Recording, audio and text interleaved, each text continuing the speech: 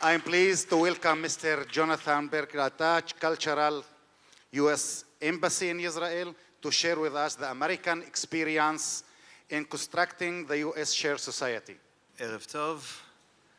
אני גם מברך את גבעת חביבה ומאוד מודה לכם שהזמנתם אותי להציג את השגרירות האמריקאית והעם האמריקאי. ועכשיו שמעתי שאני המחסום בין ההפסקה ואתם, אז אני קצר מאוד, ואני מצטער שאני ממשיך באנגלית, בשפת האם שלי, זה יהיה יותר ברור לי, ואני מקווה שיהיה ברור לכם גם כן. So I've been asked to speak a little bit about the experience of the United States in diversity and protecting minorities. And there's a lot of similarities, I think, what we've heard about here between the American experience, the Israeli experience, and even the Swiss experience. I learned a lot, Ambassador, thank you. Every time you think you know something about a country, of course, you really don't. So I appreciate that. Of course, the American experience is one of it's an immigrant experience. I think everybody knows that. It's born out of immigration. Of course, we have a native population as well, a Native American population, but the country itself was born out of immigrants, coming first from a few specific lands like England and the Netherlands, but then from many other lands. And that's really what has sort of formed the basis of what the United States is, and in fact it's even on our money in Latin, e pluribus unum, which means out of many one. And just to speak personally for a moment, I'm also part of that immigrant experience.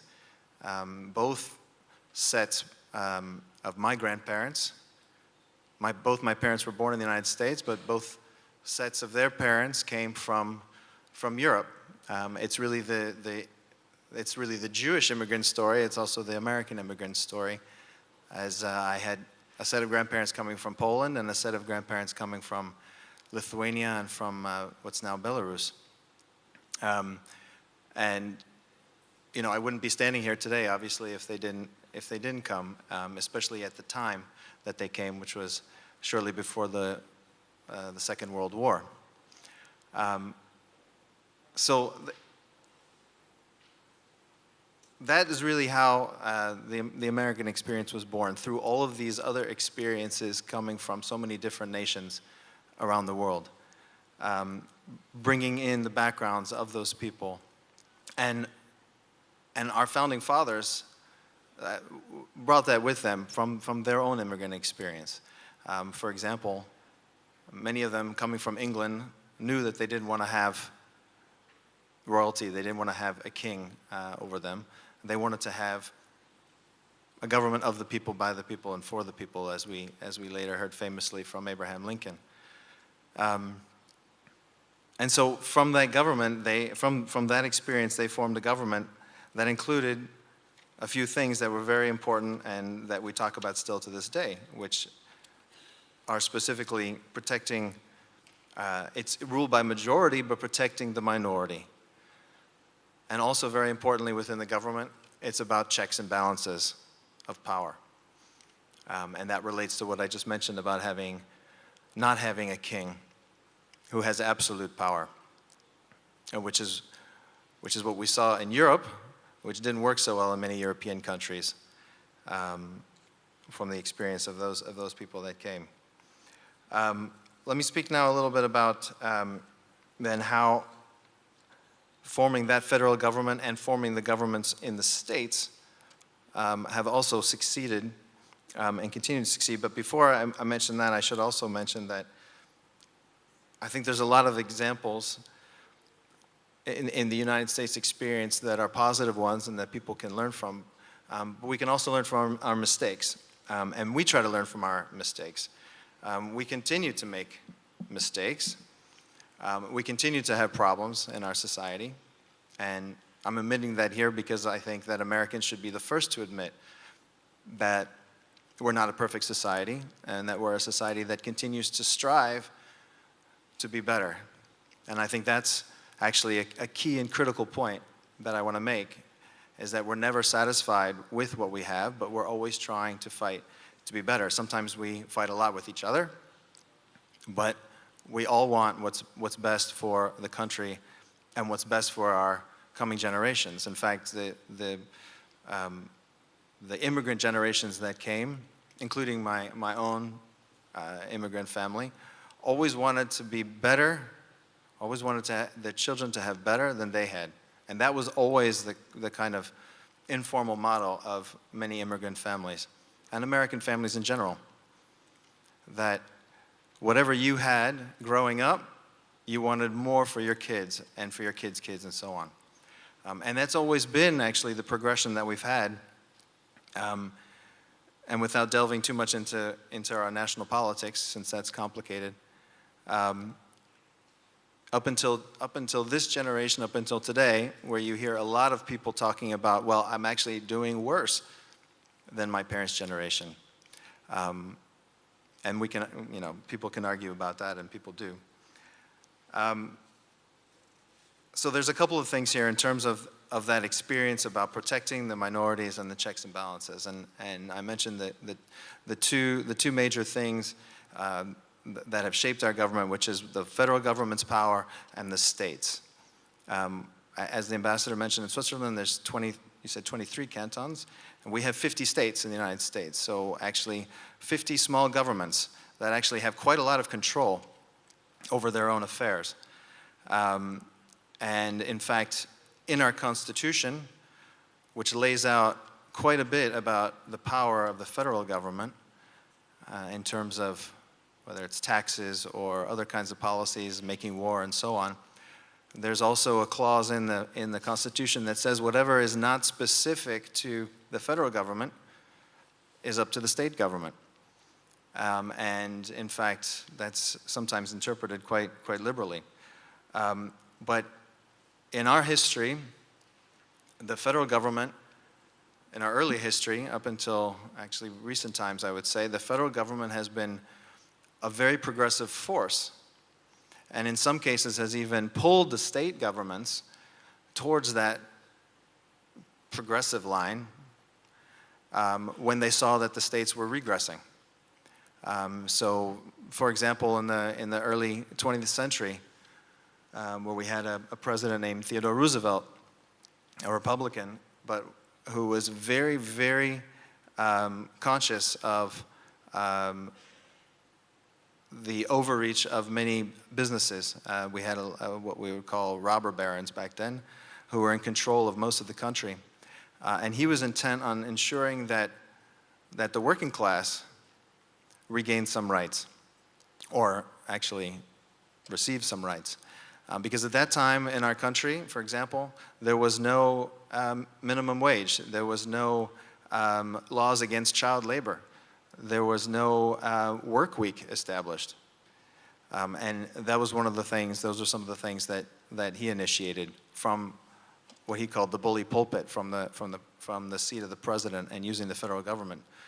He also was the first one to establish our national park system. So he was a conservative, a Republican that actually, you could say he was a conservative. He was actually in favor of conserving. And that was one of his major landmark reforms, was to make sure that there was land that the rest of generations after him could enjoy. And then going further into the history in the 1950s and the 1960s, when we were involved in our civil rights movement for African Americans and for Hispanics, and actually for almost any minority you could name. The federal government also was instrumental in establishing laws that provided for rights, such as the Voting Rights Act, ensuring that Black Americans would be able to vote without impediment. There was something called the Fair Housing Act, ensuring that there was no discrimination when you wanted to go buy an apartment or a house. And all of these things were done by the federal government. Now, some of them were done because the Supreme Court, which again relates to what I was talking about with checks and balances and the power structure of our government, some of those things were essentially mandated by the Supreme Court. But it was the federal government that was bringing those laws forth. Now, recently, though, I would suggest that it's our state governments now that are actually becoming a little bit more progressive and experimental. And you could say even that our states have become kind of laboratories for particular policies. And I would list just a couple of interesting ones that I'm sure that you probably know as well. But for example, right now, throughout the United States, it's federal law that gay marriage has been legalized. But 10 years ago, there was not, maybe a little bit longer, maybe 15 years ago, there was not one state that allowed that. But then a couple of states started voting for it within their states. Some of the state Supreme Courts allowed that within states. And it started to kind of snowball up until the point where we had, I think, a few years ago, during the Obama administration, we had about 15 or so states that had voted to legalize gay marriage. And at that point, the rest of the country was moving forward enough that the federal government made that the law of the land. Another series of laws that's being passed in many state governments is the legalization of marijuana. Actually, I'm not exactly sure of the count right now, but I think it's between 10 and 12 states. Every year, every election year, we have another state that puts it on the ballot to vote for it, and almost every time, I can't recall if any state has voted it down yet, almost every time the people within that state vote for it. And I think this is an example of something that is, in a few years maybe, we'll see, could become, again, the law of the land in the whole country. And there's other examples like that as well. So I think it's sort of a pendulum in a way that's been swinging back and forth, with the federal government at one point being more progressive when it saw that things needed to be corrected, and now I think we're at a point where the states are doing the same thing, and we may go back again to a point where the federal government is again moving ahead of the state governments.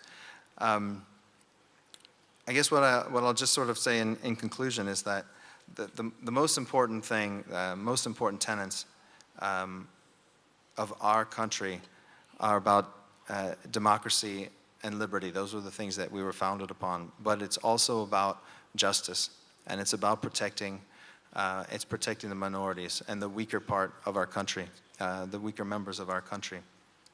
Again, we can argue, and I don't want to get into the politics of it. We can argue about whether what's happening in the present might have some conflict with that, but I would argue that we've had many instances in our history where we have self-corrected. At times in history, we've seen things go kind of zigging or zagging, and they always tend to come back to the side of what I mentioned: democracy, liberty, and in particular, justice. So with just those last few words, I want to say thank you again for having me and for letting me speak a little bit about our experience. And I wish you the best of luck with the rest of the conference. Thank you.